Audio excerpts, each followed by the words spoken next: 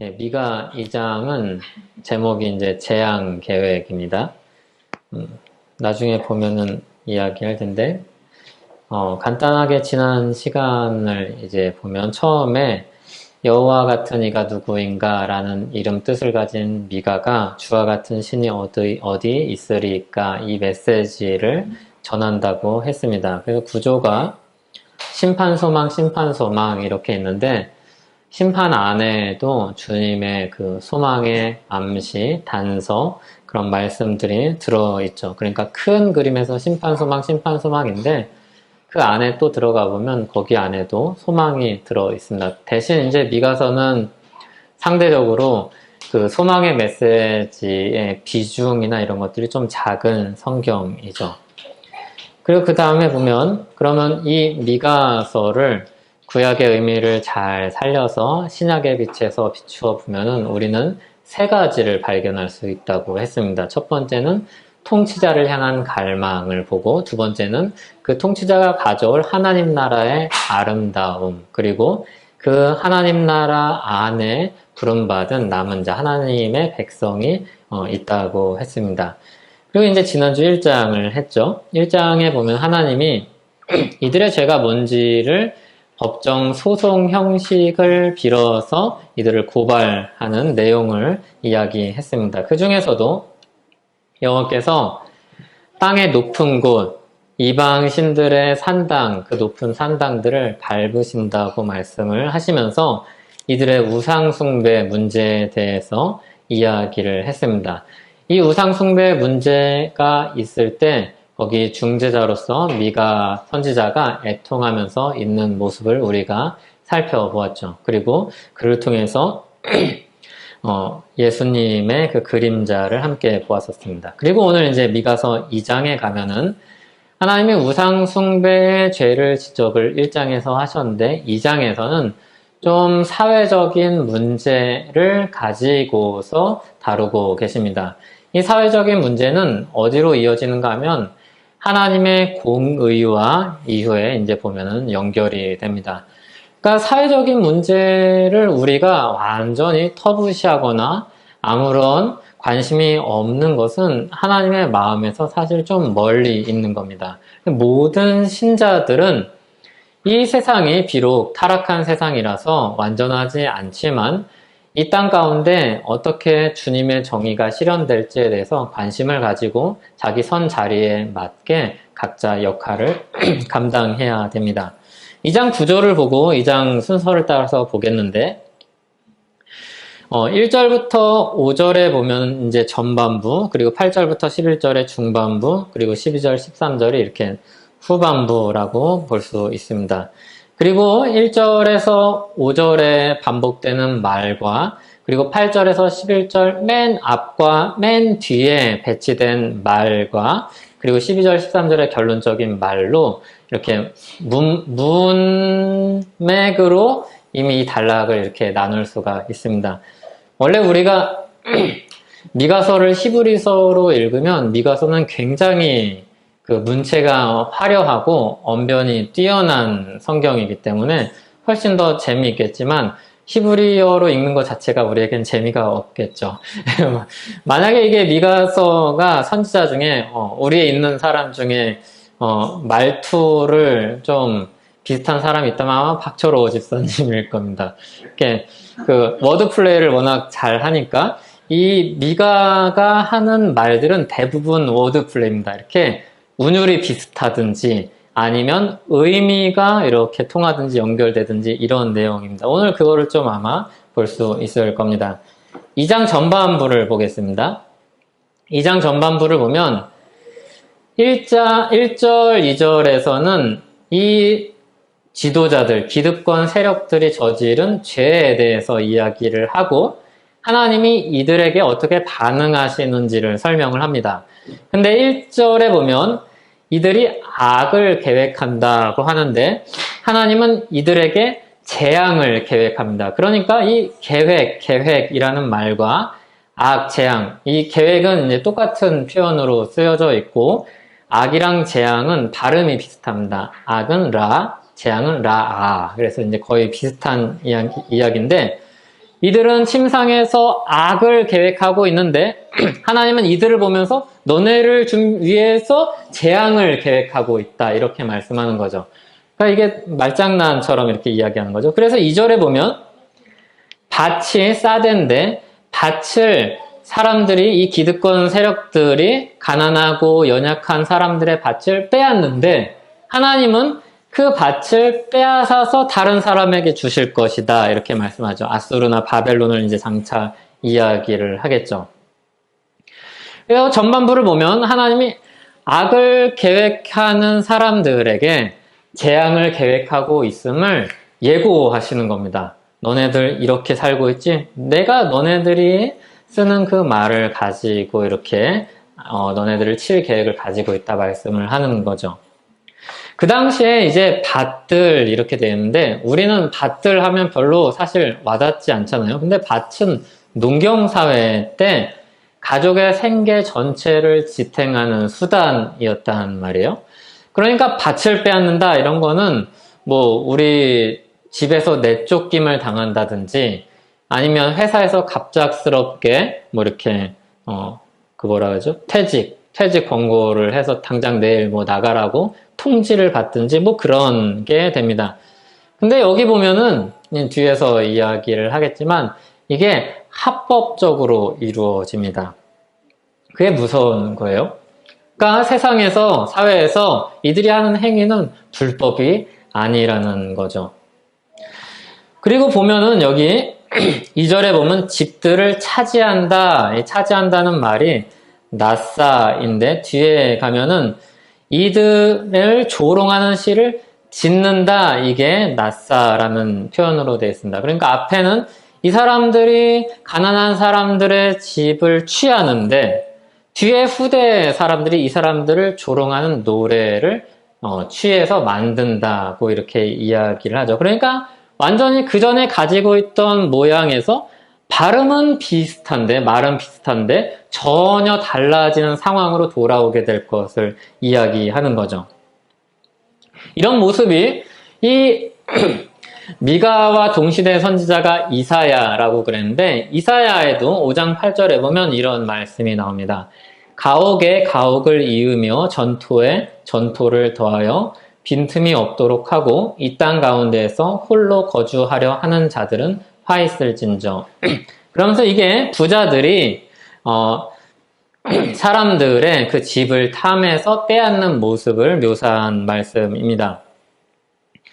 그때나 이사야 때나 미가 때나 똑같은 때이기 때문에 이 부자들이 가지고 하는 횡포, 기득권 세력의 횡포에 대해서 이렇게 이야기를 하죠. 스티븐 목사님은, 교수님은 그래서 이런 부분을 쓰면서 이렇게 썼습니다. 가난으로 인해 무력한 사람은 그 어디에서도 쉴 곳이 없다. 이게 억압하는 세력이 그냥 나랑 비등비등한 세력이 억압을 하는 게 아니죠. 억압이라는 말 자체가 가지고 있는 것처럼 나보다 우위에 있는 사람들이 가난한 사람을 쪼고 괴롭히고 힘들게 하는 겁니다. 그래서 이 가난한 사람, 가난으로 인해서 무력해진 사람은 쉴 곳이 없다고 이야기를 합니다. 이게 우리한테는 그렇게 크게 와닿지 않는 이야기입니다. 사실은 우리의 현실과 다르기 때문이죠. 근데 우리가 이런 고정관념은 버려야 합니다. 가난한 사람에 대해서 많은 사람들이 가지고 있는 고정관념 중에 하나는 게을러서 그렇다든지 아니면 너무 의존적이라서 그렇다든지 뭐 그렇게 바라보려는 그런 관점들이 있습니다. 고정관념들이 있습니다. 근데 여기의 상황은 전혀 그런 상황이 아니라는 이야기입니다. 우리가 일반적으로 그렇듯이 여기서 가난으로 인해서 어려움을 당하는 억압받는 백성들은 구조적인 문제로 인해서 겪는 어려움입니다. 구조적인 어려움은 우리가 무슨 이렇게 그 창이라고 표현하기도 하죠. 넘을 수 없는 창이라고 표현을 하기도 하는데 뭐 꿈을 추구한다든지 현실적인 어떤 바람을 가진다든지 이런 것이 불가능할 정도로 어려운 것을 이야기를 합니다. 이 당시 미가 때 백성들은 그런 어려움에 이제 속해 있는 거죠. 어떤 사람이 그런 가난한 처지의 어려움을 이렇게 썼습니다. 휴식은 부자들이 누리는 사치다. 그럼 이제 부자들은 나도 바쁜데 뭐 이렇게 이야기할 수 있겠지만 그 바쁨과 그 휴식을 못 누리는 상황과 전혀 다른 겁니다. 여기는 생존 문제가 걸려 있어서 어쩔 수 없이 이제 휴식을 하지 못하는 사람을 이야기를 하죠. 그래서 이 린다 티라도라는 사람이 쓴 글을 보면 휴식은 부자들이 누리는 사치다. 난 아침 6시에 일어나 하루를 시작하고 학교에 가서 일한다. 퇴근 후에는 아이들을 챙기고 남편을 데리러 간다. 그런 다음 30분 동안 준비해서 두 번째 일을 하러 간다. 모든 일을 마치고 집으로 돌아오면 밤 12시 30분이 된다. 그 뒤 남은 집안일을 마치고 새벽 3시 정도에 잠자리에 든다. 난 어지간히 아프지 않고선 단 하루도 쉬는 법이 없다. 그러나 정말 견디기 힘든 문제는 다른 데 있다. 누구도 나의 우울증에 대해 관심을 두지 않는다는 것이다. 나와 같은 생활을 하는 사람은 피로도 느낄 수도 없다. 당연히 인생의 꿈이라든가 휴가를 가질 수도 없다. 좋은 직장에도 지원하지 못한다. 상사의 시선을 사로잡을 만큼 외모를 꾸밀 수 없기 때문이다. 오래전이지만 잘나가는 변호사의 비서가 되려고 시도했었다. 하지만 사무소의 이미지에 적합하지 않다는 이유로 거절당했다. 수려하지 않은 외모 때문이었다. 치아 사이는 벌어져 있고 비타민 보충제와 커피가 없이는 살아갈 수 없어서 피부는 늘 수면 부족에 시달리는 상태였다. 그러니 돈을 가진 사람들이 외모를 바꿔 취직하고 그 결과 자신을 더욱 치장하는 일도 당연한 일이다. 좀 보기에 따라서는 다르게 들릴 수 있지만 어쨌든 큰 틀은 그거예요.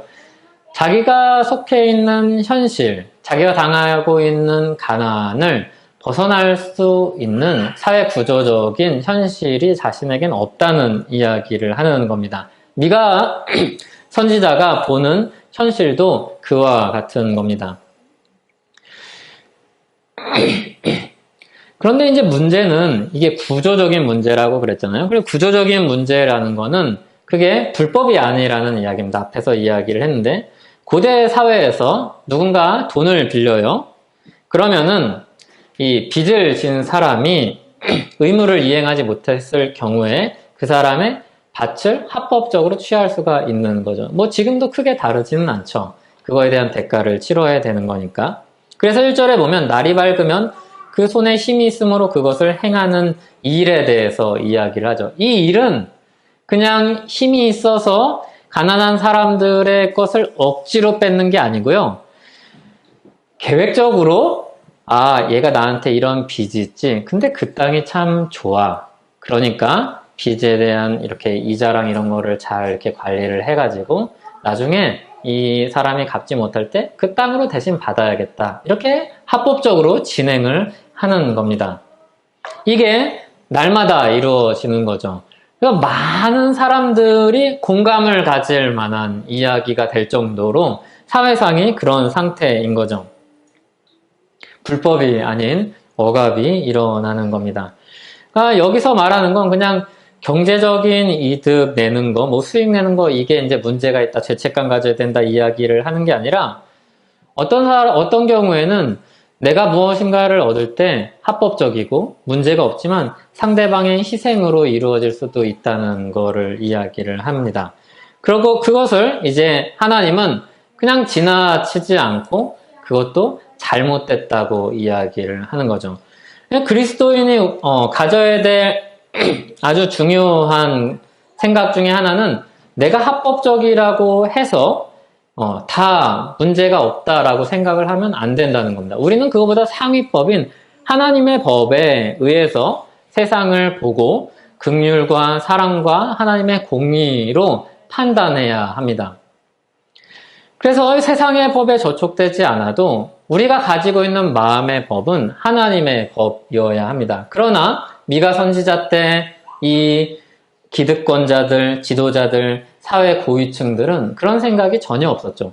왜 내가 합법적으로 하는데 문제 삼냐? 이런 생각을 하는 겁니다. 이 생각이 사회 지도자들과 종교 지도자들과 같이 맞물려 있는 겁니다. 서로가 서로를 보완하는 거죠. 사회 지도자가 이렇게 이야기할 때 종교 지도자들이 그래도 하나님의 마음을 가졌다면 그렇게 하면 안 되지라고 이야기하지 않고 거기에다 박수를 쳐주고 괜찮다고 이야기를 해주는 모양입니다. 그래서 하나님이 말씀을 하시는 겁니다.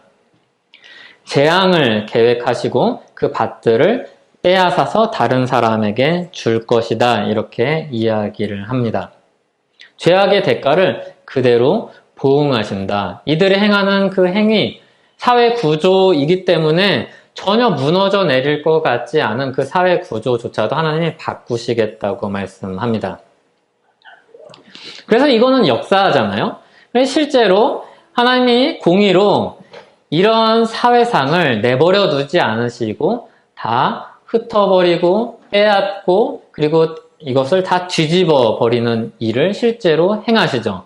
그리고 역사에 보면은 그렇게 승승장구하던 나라들, 그 승승장구하던 나라들의 고위직에 있는 사람들이 갑작스럽게 생각지도 않은 문제로 그 자리에서 내려오기도 하고 그 어려운 사회 구조가 뒤바뀌기도 합니다.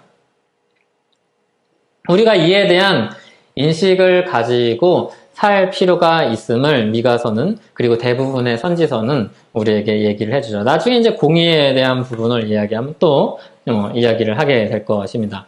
그리고 중반부에 보면 이제 6절이랑 11절이랑 똑같이 예언을 이야기를 하면서 끝이 납니다. 앞에 예언은 나타푸인데 예언하지 말라 이게 알탈티프입니다. 근데 예언하리라는 알티프입니다. 그러니까 말이 비슷하죠. 예언이라는 말도 똑같긴 하지만 그래서 앞과 뒤가 이렇게 딱 돼서 이게 예언과 관련된 단락이라는 걸 우리는 알 수 있습니다. 예언하지 말라 이거는 더 이상 이런 불편한 이야기 하지 말자 이런 것과 이제 비슷하다고 할 수 있습니다. 7절에 보면 야곱의 족속이라 이름하는 자여 이렇게 이야기합니다. 7절에 야곱의 족속이라 이름하는 자 하나님을 알지 않느냐 뭐 이런 뉘앙스가 되겠죠. 어찌 주의 영이 성급하시다 하겠느냐 그 행위가 이러하시다 하겠느냐. 그러니까 우리는 법적으로 문제가 없고 정직하게 행하는 자들이다 이렇게 이야기하는 겁니다. 근데 미가는 이거를 그대로 가져와서 하나님이 이들의 행위에 관심이 없는 것 같은데 관심이 있으시고 이들의 하나님 관점에서 불법적인 행위들을 내버려 두시지 않으시고 악하게 보신다는 걸 지적하는 말씀입니다. 그리고 8절에 보면 8절, 9절, 10절에 보면 백성들에 대한 이야기가 나오고 일어나는 이야기가 나옵니다. 여기 일어나면 우리가 달리다 쿰에서 보는 것처럼 그 쿰입니다. 쿰. 일어난다. 내 백성이 원수같이 일어납니다. 하나님의 백성이 원수로 변해서 그렇게 일어나는 모양을 묘사하고 있습니다. 그런데 이들은 불의한 백성들이 일어나서 떠나게 될 것입니다. 이게 명령어로 나중에 이야기를 합니다. 8절에 보면 전쟁을 피하여 평안히 지나가는 자들의 의복에서 겉옷을 벗기며 그러니까 평안을 누려야 될 주님의 땅에서 그 평안을 빼앗는 모습을 현실적인 것을 빗대어서 이야기하고 있습니다. 안식의 땅에서 평안을 빼앗고 있죠. 내 백성의 부녀들을 그들의 즐거운 집에서 쫓아내고 그들의 어린 자녀에게서 나의 영광을 영원히 빼앗는도다. 이렇게 8절에서 이 종교 지도자들과 사회 지도자들이 하고 있는 행태를 지적합니다. 그리고 10절에 보면 명령어로 이렇게 시작합니다. 일어나라 떠나라 이렇게 이야기합니다. 일어나라 떠나라. 이것은 너희가 쉴 곳이 아니니 이렇게 이야기하죠. 사실은 민족적으로 보면 이스라엘 백성들이 가나안 땅이야말로 안식을 누릴 땅입니다. 가나안 땅에서 이스라엘 백성들이 안식을 누리는 것이 합당하죠. 마땅하죠. 근데 이렇게 이야기하는 거죠. 너희가 여기는 쉴 곳이 아니다 라고 하나님이 선언하시는 겁니다. 그 땅을 떠나라. 너희들이 이 땅에 합당하지 않다고 이야기하는 겁니다. 그리고 11절에 보면 사람이 만일 허망하게 행하며 거짓말로 이르기를 내가 포도주와 독주에 대하여 내게 예언하리라 할 것 같으면 그 사람이 이 백성의 선지자가 되리로다 이렇게 말합니다. 그러니까 이 말은 그들이 평화와 풍요를 예언하는 것을 빗대어서 이야기하는 겁니다. 포도주와 독주 같은 풍요를 바라지만 하나님의 심판으로 포도를 밟으나 술을 마시지 못할 것이라는 이야기입니다. 이게 나중에 6장에서 또 나옵니다. 포도를 밟습니다. 그러니까 포도가 있어요. 근데 포도를 마시지 못하게 될 것을 이야기를 하죠. 여기 포도주와 독주로 대변되는 이 풍요를 예언을 한다면, 거짓으로 예언한다면 그는 이 백성의 선지자가 될 거다. 그러니까 너네한테 딱 맞는 선지자다라고 이야기하는 거죠. 그들의 예언은 가짜다 이렇게 이야기하지 않고 굉장히 이제 좀 말을 우리가 읽기에 좀 어려운 느낌으로 드는데 그 예언이 그 탐욕을 일삼는 너희들한테 딱 맞는 예언을 하는 사람들이다 이렇게 이야기합니다. 이 불의한 백성들은 하나님의 선이 하나님의 정의가 무언지 깨닫지 못하고 있습니다. 게다가 이들의 더 큰 문제는 하나님의 선 안에 있는 것처럼 생각하고 주장한다는 겁니다.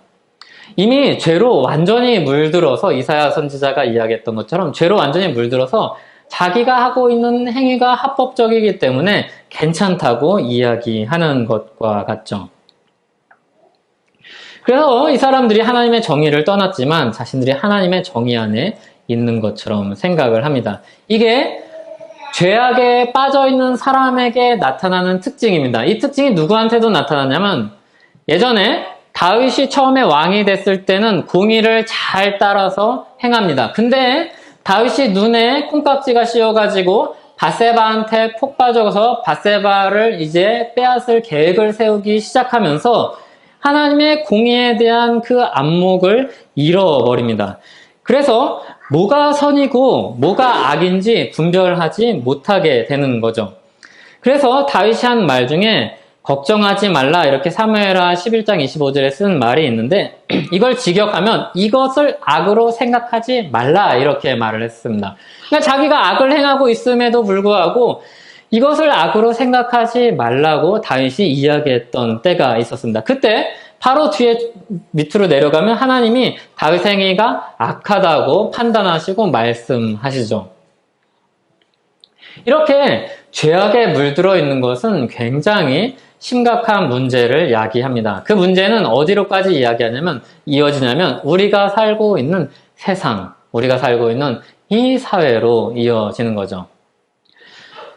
믿음이 없는 사람들이라면 그렇다 쳐도 믿음이 있는 사람들 가운데 죄 가운데 있는 사람들의 모습이 있자면 바로 오늘 이 사람들의 모습과 같은 것일 것입니다. 이 세상에서 고위직에 있으면서 자기가 누릴 것을 다 누리면서 다른 사람들의 것을 합법적으로 취하죠. 그리고 문제가 없다고 생각하죠. 자기의 부를 계속해서 불리고 전혀 나누지 않고, 조금 나누겠지만 전혀 나누지 않고 그리고 자기를 위해서 쓰는 것이 합당하다고 이야기하죠. 하지만 하나님은 그게 선하지 않다고 말씀하십니다. 선하지 않은 건 회색지대 같은 건 없거든요. 선하지 않은 건 악한 겁니다. 악하다고 말씀하시죠. 하나님이 주신 달란트를 자기가 오남용하는 것이죠. 그것을 가지고 악하다 말씀하십니다. 그게 아무리 법적으로 문제가 없더라 하여도 사회에서 그것이 악하다 말씀하십니다. 그러면서 하나님이 이제 심판을 예언하시면서 이들을 그냥 너네 이제 다 말살당할 거다 이러지 않고 여기 소망의 말씀을 12절과 13절에 주십니다. 같이 한번 12절, 13절을 다시 읽어보겠습니다. 야곱아 내가 반드시 너희 무리를 다 모으며 내가 반드시 이스라엘의 남은 자를 모으고 그들을 한 처소에 두기를 보스라의 양떼같이 하며 초장의 양떼같이 하리니 사람들이 크게 떠들 것이며 길을 여는 자가 그들 앞에 올라가고 그들은 길을 열어 성문에 이르러서는 그리로 나갈 것이며 그들의 왕이 앞서가며 여호와께서는 선두로 가시리라. 아멘. 이게 1차적으로는 어디서 이루어지죠? 바벨론 포로에서 이루어집니다. 바벨론 포로에서 나오게 되는 모습을 통해서 하나님이 정말로 이 이스라엘 백성들에게 말씀하셨던 소망이 진짜임을 보여주십니다. 저는 맨 처음에 이 하나님 선지서들이 대부분 그런데 소망의 말씀을 주시면 이 소망이 단계적으로 이루어지는 것에 대해서 이해가 잘 되지 않았습니다. 왜냐하면 그게 나중에 뭐 종말의 때 완전히 이루어진다든지 이러면 될 것을 왜 굳이 바벨론 포로기가 끝나고 나오는 것을 통해서 예수님 안에서 이루어진 하나님 나라를 통해서 그리고 나중에 장차 오실 예수님을 통해서 완전히 이루어질 하나님 나라를 보여주면서 이렇게 단계적으로 보여주실까 그런 의문이 들었습니다. 그런데 계속해서 말씀을 연구하면서 그리고 학자들 그리고 믿음의 선배들이 하는 말을 들으면서 깨닫는 것은 우리는 참 연약하고 우리는 보는 안목이 참 좁다는 겁니다. 그래서 이 소망이 진짜로 현실로 느껴지기 위해서는 그 사이에 징검다리가 필요한 것이죠. 이것이 소망이 그냥 말뿐이 아니라 진짜로 이루어지는 그런 현실임을 보여주시는 하나님의 방식이죠. 그래서 바벨론 포로에서 나온 것처럼 우리는 죄에서 예수 그리스도 안에서 나와서 하나님 나라 백성이 될 것입니다. 그러나 여전히 우리는 죄악 속에서 살며 죄악을 완전히 벗어버리지 못하고 있는 그런 삶을 살죠. 그걸 완전히 벗어버리려는 예수 그리스도께서 다시 오실 때 완전한 하나님 나라에서 그걸 경험하게 될 것입니다. 이것을 조금씩 맛보아서 알게 하시는 거죠. 이게 진짜로 하나님이 이루시는 일임을 우리에게 깨닫게 해주시는 방식이죠. 종말의 메시아를 통해서 남은 자들이 돌아올 것을 보여주시는 겁니다. 남은 자들이 정말로 이루어진다는 이 성취를 보여주는 겁니다. 그런 면에서 바벨론 포로 귀환은 예표이죠. 하나님이 이전에 이렇게 바벨론 그렇게 큰 나라 가운데 있던 유다 백성들을 돌아오게 하셨다면 이들의 계획과 상관이 없이 하나님이 약속하시는 바를 따라 하나님이 정하신 때가 지나서 돌아오게 하셨다면 우리를 죄악 속에 사는 삶에서 충분히 끌어내실 수 있는 분이시며 그리고 죄악 속에서 사는 삶이 나중에 장차 완전히 해소되어서 완전한 하나님 나라에서 그걸 다 누리게 될 남은 자들로 있을 것이라는 것을 기대하게 됩니다. 이것은 우리가 종말에 이룰 성취에 대한 예표요, 그림자라고 할 수 있습니다. 그런데 하나님이 이 남은 자를 끌어오시는 방식이 무엇인가 하면 13절에 보면 하나님이 남은 자들의 선두가 되십니다. 앞서 가십니다. 가장 앞서 가십니다.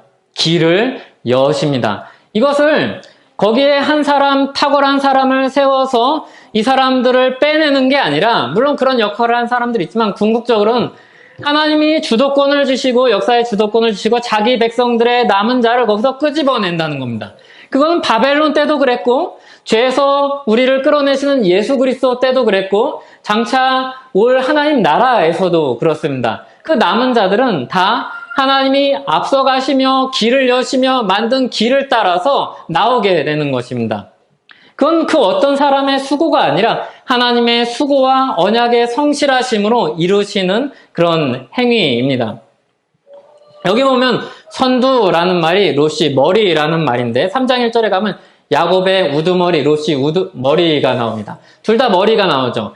하나님이 머리가 되셔서 남은 자를 끌어내시지만 하나님을 끝까지 부정하고 그 자기 죄 속에 사는 사람들, 그 야곱의 우두머리들은 심판을 받을 것이다 이렇게 말씀합니다. 그래서 3장이랑 사실은 같이 보아야 되는데 좀 길어서 나눠서 보고 있습니다. 하나님이 이 남은 자들의 선두가 되실 것입니다. 하나님은 이 남은 자들을 초장의 양떼같이 모으실 겁니다. 근데 모으는데 앞에 총알바지 세우고 그렇게 가시는 게 아니라 가장 앞에 선 목자로서 만약에 사자가 나타나면 그 길을 여시는데 하나님이 직접 여시는 것이죠. 그래서 그 목자로서 앞서 가시는 겁니다. 그래서 동요하고 있던 이런 연약한 사람들을 안전하게 사람들을 모으실 것입니다. 하나님은 그래서 길을 여는 자시요, 성문을 깨뜨리는 자시요, 직역하면 성문을 깨뜨리는 자는 길을 여시는 자요, 그리고 앞서 가시는 왕이십니다. 여기 길을 여는 자가 성문을 깨뜨리는 자인데, 깨뜨린다인데, 포로기의 자유를 잃고 성문에 갇힌 사람처럼, 속박 속에 있는 사람처럼 그들을 구원하시는 모습을 묘사하시는 거죠. 사실 우리는 죄의 속박 속에 갇혀 있던 사람들입니다.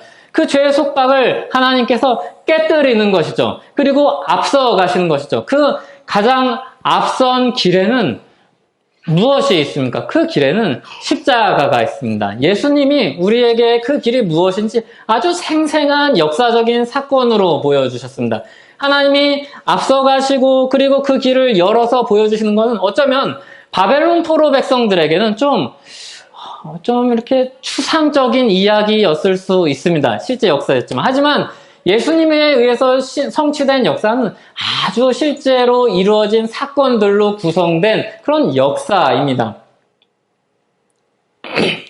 요한복음 10장 4절에 보면 예수님이 이렇게 말씀하셨죠. 자기 양을 다 내놓은 후에 앞서가면 양들이 그의 음성을 아는 거로 따라가네. 예수님은 절대로 뒤에서 이렇게 뭐 사람들을 조종하든지 아니면 정치적인 능력을 발휘해서 사람들을 모아서 사건을 일으키고 정치적인 힘을 얻고 전복시키라든지 그렇게 하지 않으셨습니다. 앞서가셔서 그 문제를 깨뜨리셨습니다. 우리가 가지고 있는 문제는 지금 먹고 사는 문제가 아니라 지금 정치적으로 사회적인 구조 안에 있는 그런 문제가 아니라 그건 다 거기서 초래한 문제입니다. 보다 근본적인 문제는 죄의 문제였죠. 이 죄의 문제를 예수님께서 앞서가시며 그것을 깨뜨리십니다. 그 깨뜨리는 방식은 바로 예수 그리스도의 십자가죠. 누가복음 19장 28절에 보면 예수께서 이 말씀하시고 예루살렘을 향하여 앞서서 가시더라 이렇게 말씀하십니다. 앞서서 가십니다. 그것은 누구도 갈 수 없는 길이기 때문이기도 하죠. 예수님이 앞서 가셔서 자기 백성들을 남은 자들을 끌어 모으십니다. 그리고 양들이 그 뒤를 쫓아가는 겁니다. 오늘 2장 12절 13절은 그 모습을 우리에게 보여줍니다. 그런데 이 모습이 예수님에게서만 있었냐? 그렇지 않습니다. 성경 전체를 통해서 하나님이 자기 백성들에게 앞서 가시는 분임을 보여주셨습니다. 출애굽기에 보면 13장 21절에 여호와께서 그들 앞에 행하사 낮에는 구름 기둥으로 그들을 인도하시고 밤에는 불 기둥을 그들에게 비추사 낮이나 밤이나 진행하게 하시니 앞서 가셨습니다. 이게 시편에도 기록이 되어 있고 그리고 여호수아에서도 앞서 가신다 말씀하시고 사사기에도 기록되어 있고 이사야서에도 있습니다. 이사야서 52장 12절에 보면 여호와께서 너희 앞에서 행하시며 이스라엘의 하나님이 너희 뒤에서 호위하시리니 너희가 황급히 나오지 아니하며 도망하듯 다니지 아니하리라. 사실 이 모습이 출애굽기에도 똑같았었죠. 출애굽기에서 사실은 애굽의 노예로 있던 백성들이 도망쳐 나오는 모양이잖아요. 근데 도망쳐 나오는 모양으로 나오지 않죠. 그들을 완전히 꺾어서 누르고 전리품을 가지고 나오게 하셨죠. 하나님이 앞서 가실 때 일어났던 일들이죠. 이사야 때도 그렇게 말씀을 하십니다. 그렇게 죄의 권세를 깨뜨리고 예수님께서 앞서 가심으로 주님의 백성, 남은 자들을 구원하십니다. 그리고 인도하십니다. 그 사람들이 바로 우리들이죠. 히브리서 6장 19절 20절에 보면 이렇게 말씀합니다. 우리가 이 소망을 가지고 있는 것은 영혼의 닷 같아서 튼튼하고 견고하여 휘장 안에 들어가나니 그리로 앞서가신 예수께서 멜기세덱의 반차를 따라 영원히 대제사장이 되어 우리를 위하여 들어가셨느니라. 그러니까 앞서 우리를 위하여서 주님의 안식으로 들어가셨죠. 앞서 이 기득권 자들에게 하나님이 그게 너희의 쉴 곳이 아니다. 이 땅을 떠나라 말씀하셨는데 하나님의 진정한 안식으로 예수님의 먼저 들어가시고 주님의 남은 자들을 그 안으로 들이십니다. 그 안식, 그 부활, 그 은혜로 우리를 들이십니다. 이게 오늘 미가서 2장을 통해서 보는 하나님입니다. 앞서가시며 길을 여시는 하나님이죠. 사실은 이 사회의 장벽은 깨뜨릴 수 없는 것입니다. 개인의 힘으로도 심지어 어떤 집단의 힘으로도 깨뜨리기가 어려운 것입니다. 역사를 바꾸는 것이 너무나도 어려운 것입니다. 그 사회적인 장벽은 오랫동안 세워진 아주 굳건한 벽입니다. 그래서 사람들이 쉽게 그것을 허물지 못합니다. 그것에 대한 인지함이 있고 그것을 깨뜨리겠다는 의지가 있어도 그것을 깨뜨리지 못합니다. 그 장벽이 그만큼 탄탄하기 때문입니다. 하지만 하나님은 그 장벽을 깨뜨리십니다. 죄의 권세를 깨뜨리시고 그리고 주님의 백성 남은 자들을 그 주님의 안식으로 들이십니다. 우리는 그 안식 안에 들어있는 사람들이요. 주님의 음성을 듣고 나온 사람들입니다. 그러므로 우리가 오늘 이 말씀을 들을 때 우리는 또 이 말씀을 보게 되는 겁니다. 주와 같은 신이 어디 있으리까? 도대체 누가 앞장서서 가셔서 자기를 희생하면서 그 죄의 권세를 깨뜨려서 자기 백성들을 구원하는 분이 대체 어디 있습니까? 주와 같은 신이 대체 어디 있습니까? 우리는 미가서를 통해서 계속 이 문장을 읽게 될 것입니다. 주님과 같은 분이 어디 있습니까? 주님과 같은 분은 이 세상에 존재하지 않습니다. 비슷한 분도 없습니다. 오직 주님만이 있을 뿐입니다. 그 앞서가시는 주님, 우리를 안식으로 들이시는 그 주님을 붙잡고 사는 저와 여러분 되기를 소원합니다.